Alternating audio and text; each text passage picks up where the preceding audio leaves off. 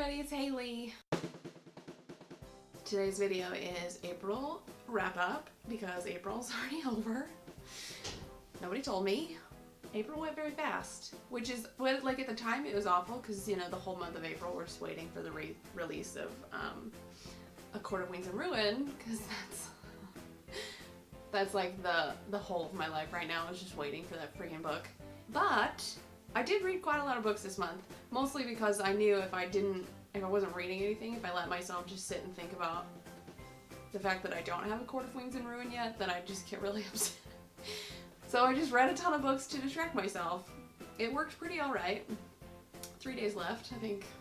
Maybe I'll be able to do it. Like I did last month, I'm not going to run through every single book that I read because I read 15 books. I'll just walk through the ones that, you know, should be mentioned.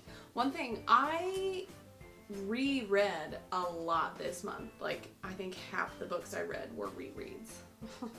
I needed the comfort of something I already knew. Let's jump into it. First book I read this month, Crown of Wishes by, alright, I'm not good at saying her name, I'm so sorry. Roshani Chokshi. Did I do it right? Crown of Wishes. So this is the second to the duology. Both can be read as standalones, like they're not dependent on each other, but very much in the same world. There are overlapping characters. The first one is Star-Touched Queen, which I read last year. If you like the Star-Touched Queen, then I really think you will love this one as well. The writing style is very similar. Again, it's in the same world.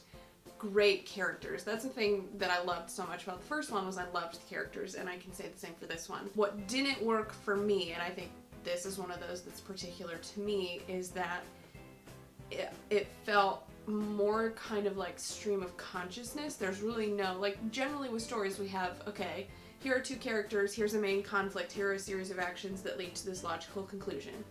Yeah, typical of the book.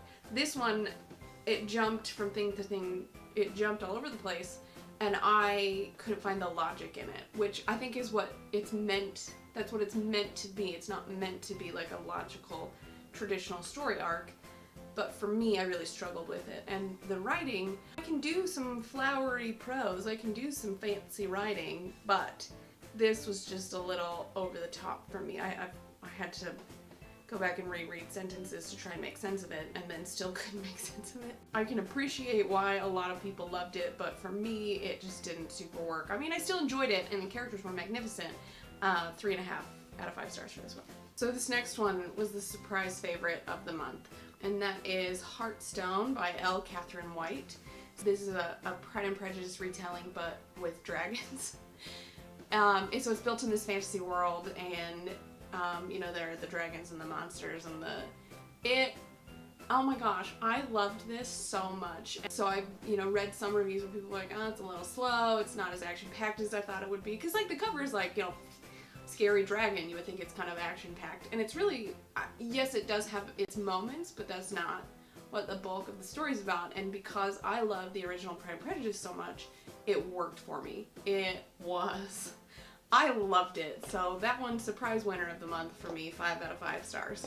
Next one, Duels and Deception by Cindy Anstey. It's sort of like a Regency YA romance. Just the one word I want to just use to describe this book is adorable. It was just really light. It was very sweet, and loved the two main characters, Lydia and Robert. Robert, I just kind of want to give him a big old hug. He was just so delightful. So it's kind of meant to have like elements of mystery to it, and there's like a scandal and all these. I mean, you can see it coming a mile away, but it's just kind of one of those, sit and enjoy yourself. So I very much liked this one. I gave it a 4 out of 5. This next one was an accident. I didn't mean to start reading it when I did. So I knew I was going to reread this in its entirety in preparation for A Court of Wings and Ruin, but I had meant to wait until the very end of the month because I knew that after reading it, the wait was going to be that much worse because, you know, cliffhangery kind of ending here. Whoops, I read the whole thing in 2 days.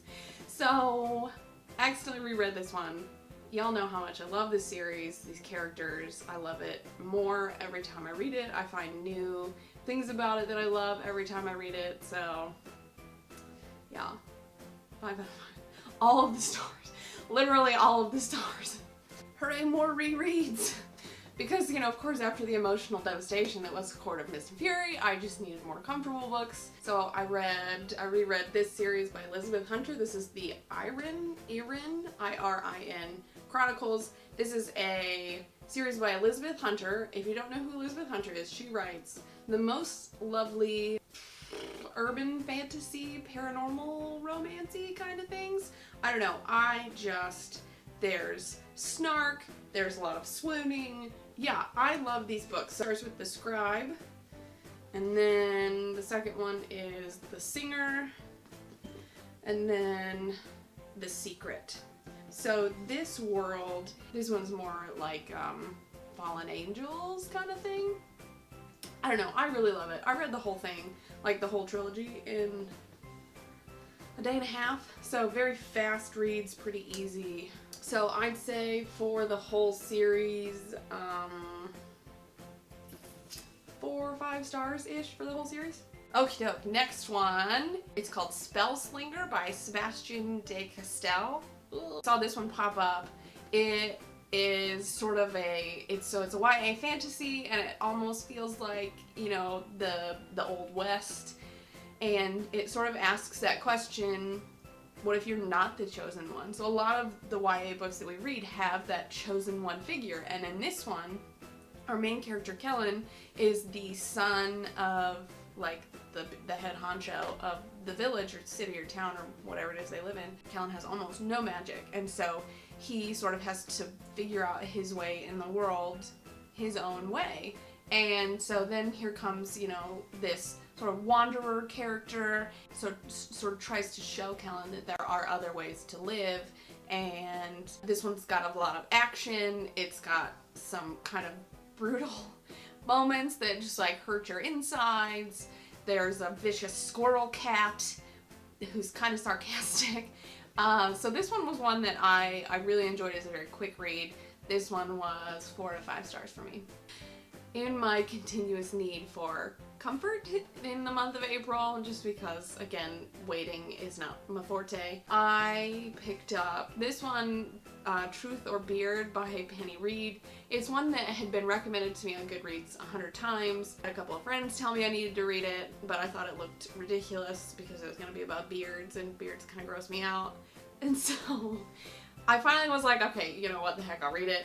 Turns out it was really funny and kind of adorable, and so it's a romantic comedy, you know, when you go to the theater and you just shove popcorn in your face and turn your brain off and just kind of enjoy yourself and then almost immediately forget, you know, the whole story. That's kind of what this was, and it was very needed, and it hit the spot. So this one was 4 out of 5 stars. The rest of the books this month are rereads.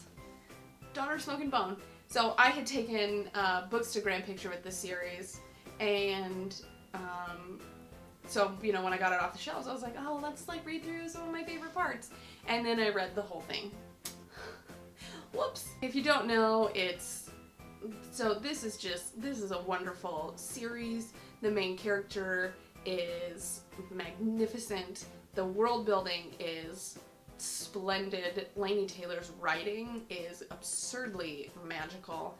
So this one, again, it's sort of like the Angels Demons, but in a separate world, and pain is magic, and sort of reincarnation, and I love this book. If you haven't picked up this series by Laini Taylor, I highly recommend that you do. 5 out of 5 stars for this guy. And the last 2 books this month. Yay! Okay, I hate Math Morgan paperback, but it is what it is.